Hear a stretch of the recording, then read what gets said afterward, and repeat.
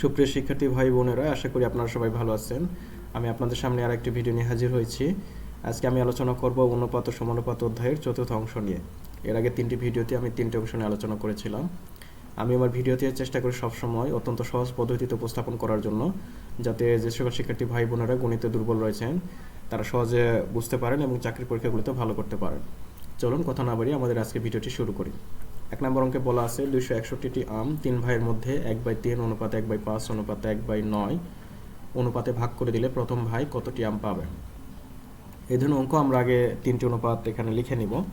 অর্থাৎ আমরা এখানে দেখতে পাচ্ছি যে এখানে প্রথম ভাই অনুপাত, দ্বিতীয় ভাই অনুপাত, তৃতীয় ভাই, তাদের অনুপাতের মানগুলি দেওয়া আছে। অর্থাৎ আমের অনুপাতের মানগুলি দেওয়া আছে 1/3, 1/5, 1/9।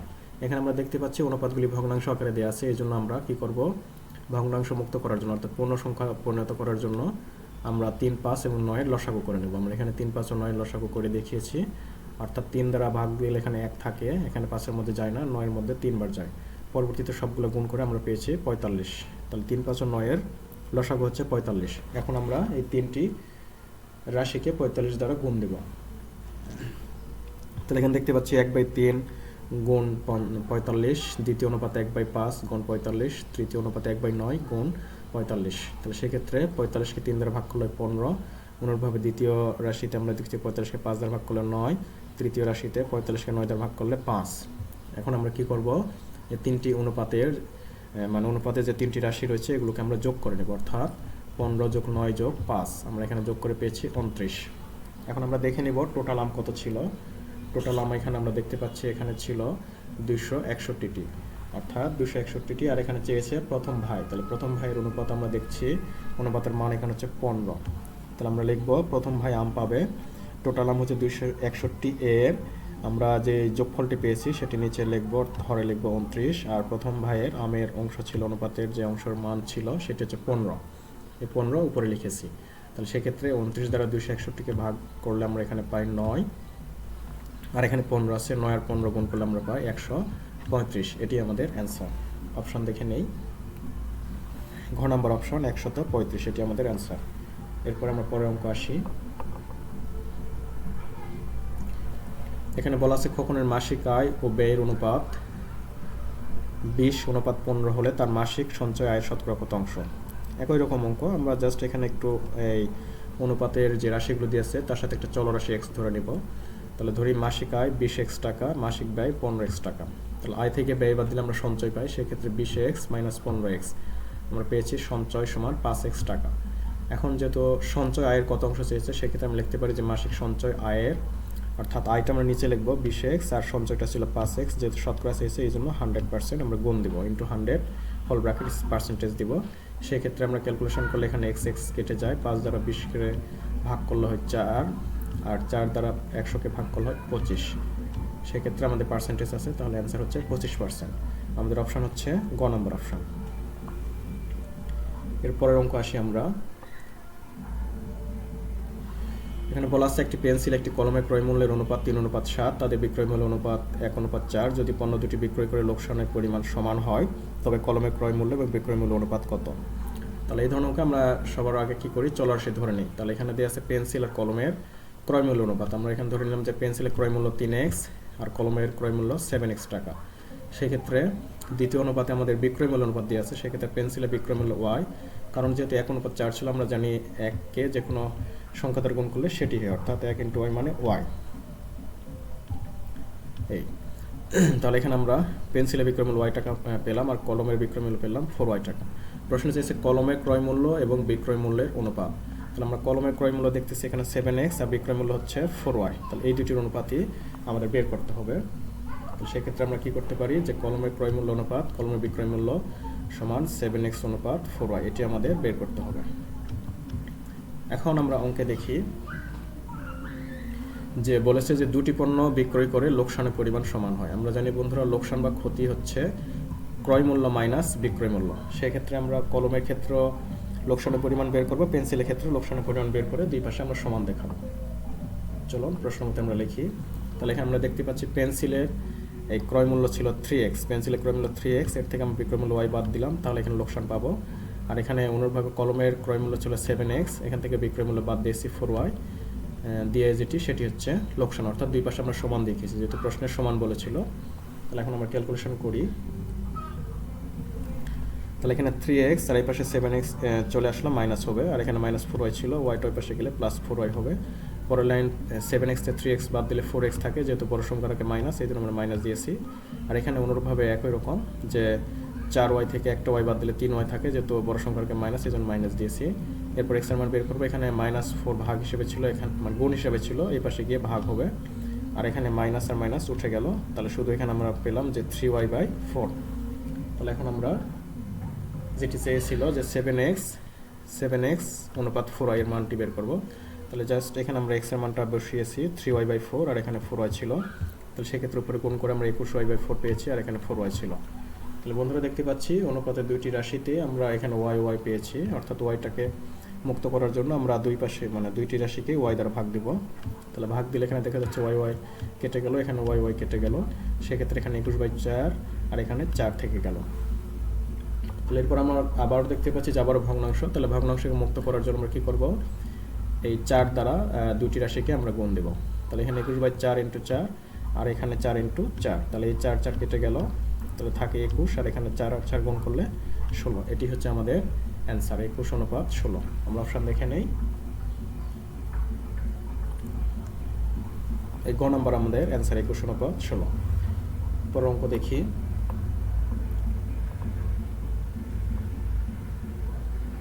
পিতার বর্তমান বয়স পুত্রের বয়সের দ্বিগুণ অপেক্ষা 2 বছর বেশি। 5 বছর পর পিতা পুত্রের বয়সের সমষ্টি 102 বছর হলে পুত্রের বর্তমান বয়স কত? তাহলে আমরা ধরে নিই যে পুত্রের বর্তমান বয়স x বছর, তাহলে পিতার বর্তমান বয়স হবে যেহেতু দ্বিগুণ, এই জন্য আমরা 2 গুণ দিয়েছি, এবং দ্বিগুণের চেয়ে আবারও 2 বছর বেশি, এই জন্য আমরা 2 যোগ দিয়েছি। এখন তাহলে 5 বছর পর পুত্রের বয়স কত হবে? তাহলে x এর সাথে আমরা 5 যোগ দিব, এই 5 যোগ দিয়েছি। তাহলে পিতার কত হবে? এ যেটা পেয়েছি তার সাথে আবার 5 যোগ দিব, সেক্ষেত্রে ক্যালকুলেশন করে আমরা এখানে পেলাম 2x + 7 বছর। এখন 5 বছর পরে তাদের বয়সের সমষ্টি মানে যোগফল 102 দিয়েছে, সেক্ষেত্রে আমরা এই পুত্রের বয়স যেটা 5 বছর পরে x + 5 পেয়েছিলাম, এটা হচ্ছে পিতার বয়স 2x + 7, এই দুটি যোগ দিয়ে আমরা 102 লিখতে পারি, কারণ এখানে বলা আছে যে তাদের বয়সের সমষ্টি 102 বছর। তাহলে আমরা ক্যালকুলেশন করি, এখানে x এবং 2x যোগ করলে 3x, আর 5 এর সাথে যোগ করলে 12, আর এই পাশে 102। এরপর 3x ঠিক রাখলাম, 12টাকে ওই পাশে পার করে দিলাম, মাইনাস হয়ে গেল, 102 থেকে 12 বাদ গেলে থাকে 90। এরপরের লাইন কী হবে? এখানে 3 গুণ হিসেবে আছে x এর সাথে, 3টা আমরা ভাগ দিলাম ওই পাশে গিয়ে, তাহলে 90কে 3 দ্বারা ভাগ দিলে পাই 30। x হচ্ছে পুত্রের বর্তমান বয়স, আর প্রশ্নে আমাদের চেয়েছিল যে পুত্রের বর্তমান বয়স কত, তাহলে মানে x এর মান আমরা পেয়েছি 30, অর্থাৎ পুত্রের বর্তমান বয়স 30 বছর। এটি হচ্ছে আমাদের অ্যান্সার। আমরা অপশন দেখে নেই, অপশন হচ্ছে ক নম্বর অপশন, এটি আমাদের অ্যান্সার। পরের অঙ্কে আসি। 5 নম্বরকে বলা আছে কোনো ক্লাসে বালকদের গড় বয়স বালিকাদের সংখ্যার দ্বিগুণ। 36 জনের ক্লাসে বালক ও বালিকাদের সংখ্যার অনুপাত 5:1, ওই ক্লাসে বালকদের মোট বয়স কত? তাহলে আমরা এই অনুপাত থেকে ধরে নেব প্রথমে যে বালক আছে 5x জন এবং বালিকা আছে x জন। সেক্ষেত্রে টোটাল যেহেতু 36 বলেছে, এই জন্য আমরা দুইটা যোগ দিব, যোগ দিয়ে 36 জন লিখব, 36 লিখব।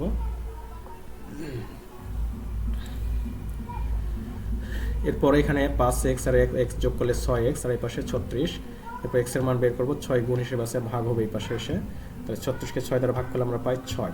তাহলে বালিকাদের সংখ্যা x সমান 6 জন, আর বালকদের সংখ্যা যেহেতু 5x ছিল, তাহলে 5x মানে কি 5 × 6 অর্থাৎ 30 জন।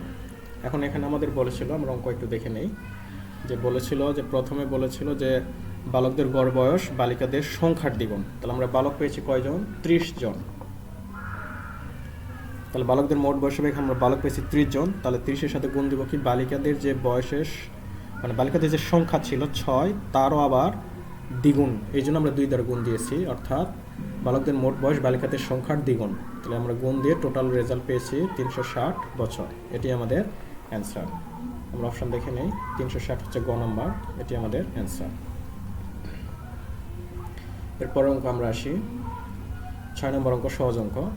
দুটি সংখ্যার অনুপাত দেওয়া আছে 3:7, উভয় সংখ্যার সাথে 10 যোগ করলে নতুন অনুপাতে 1:2 হবে, ছোট সংখ্যা কত? তাহলে প্রথম অনুপাত থেকে আমরা ধরে নিতে পারি যে ছোট সংখ্যা 3x আর বড় সংখ্যা 7x।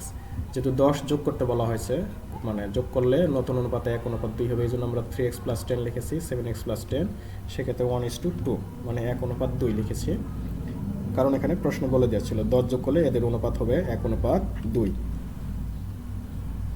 বা আমরা অনুপাত জানি, অনুপাত মানে জানি হচ্ছে ভাগ, তাহলে 3x প্লাস 10/7x প্লাস 10, আর এই পাশে 1/2। এরপর আমরা কি করব, আর গুণ করব, অর্থাৎ এই 1 দ্বারা এই 7x প্লাস 10কে গুণ দিব, গুণ দিলে 7x প্লাস 10ই হয়, আর এই 2 দ্বারা 3xকেও গুণ দিব, 2 দ্বারা 10কেও গুণ দিব, অর্থাৎ 2 দ্বারা 3xকে গুণ দিলে 6x, আর 2 দ্বারা 10কে গুণ করলে 20। সেক্ষেত্রে আমরা পরের লাইন কী করবো, চলরাশিগুলো এক পাশে নিয়ে আসবো, 7x আছে, এই 6xকে নিয়ে আসবো, এখানে মাইনাস হয়ে যাবে, আর 10 ওই পাশে গেলেও মাইনাস হবে। সেক্ষেত্রে 7x থেকে 6x বাদ দিলে শুধু একটা x থাকে, আর 20 থেকে 10 বাদ দিলে 10। তাহলে ছোটো সংখ্যা আমরা কত ধরেছিলাম, 3x, তাহলে ছোটো সংখ্যা হবে 3 × x এর মান 10, অর্থাৎ 30। তাহলে এটি হচ্ছে আমাদের অ্যান্সার, ছোটো সংখ্যা 30। যদি আমাদের বড় সংখ্যা চাইতো কিছু করা লাগতো না, জাস্ট এখানে 7 আর এখানে আমাদের x এর মান 10 বসাই দিতাম, তাহলে হতো 70।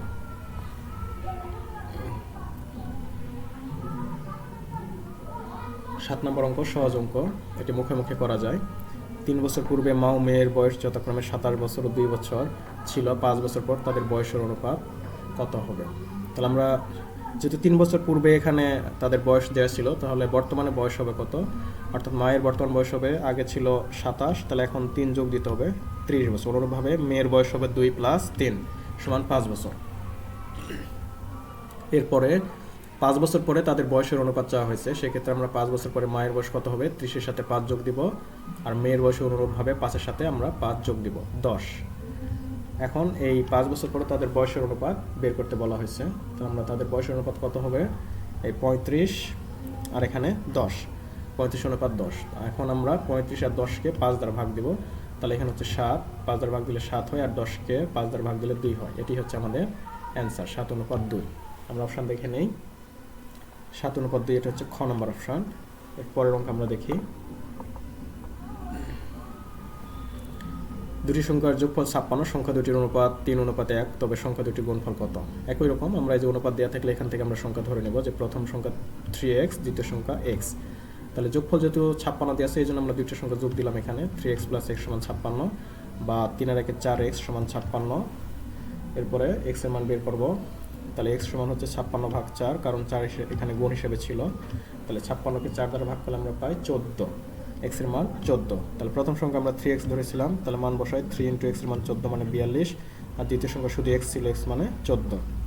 এখন অ্যান্সার চেয়েছে দুইটি সংখ্যার গুণফল, মানে সংখ্যাদের গুণফল, অর্থাৎ এই প্রথম সংখ্যা 42, দ্বিতীয় সংখ্যা 14, এই দুটি গুণ করে আমরা কত পাই, 588। এটি হচ্ছে আমাদের অ্যান্সার। অপশন আমরা দেখে নেই, 588, ঘ নম্বর। তো শিক্ষার্থী বন্ধুরা, আজকে এখানে আমার ভিডিওটি শেষ করতে যাচ্ছি। তবে ভিডিওটি শেষ করার আগে আপনাদের প্রতি একটি কথা বা পরামর্শ, সেটি হচ্ছে আপনারা চাকরি পরীক্ষাগুলোতে গণিত অংশটির অ্যান্সার সবার শেষে করার চেষ্টা করবেন। বিশেষ করে বাংলা, ইংরেজি, সাধারণ জ্ঞান একটু সহজ হওয়ার কারণে আপনারা এগুলো শুরুর দিকে করবেন, এবং এগুলো জাস্ট অপশান দেখে খুব দ্রুততম সময় করা যায়, যে সেক্ষেত্রে আপনারা গণিত অংশ করার জন্য হাতে অনেক সময় পাবেন, অর্থাৎ 20 মিনিট, কখনো 25 মিনিট বা 30 মিনিট সময় পাবেন, এবং সেক্ষেত্রে আপনাদের অঙ্কগুলি করতে সহজ হবে। তো শিক্ষার্থী বন্ধুরা, এখানে শেষ করছি। আমার ভিডিওটি যদি ভালো লাগে থাকে, আমার চ্যানেলটিকে সাবস্ক্রাইব করবেন, এবং আমার ভিডিওটি লাইক, শেয়ার, কমেন্ট করবেন, সেই প্রত্যাশায় পরবর্তী ভিডিওগুলো দেখার আমন্ত্রণ জানিয়ে এখানে শেষ করছি। ধন্যবাদ, ভালো থাকবেন।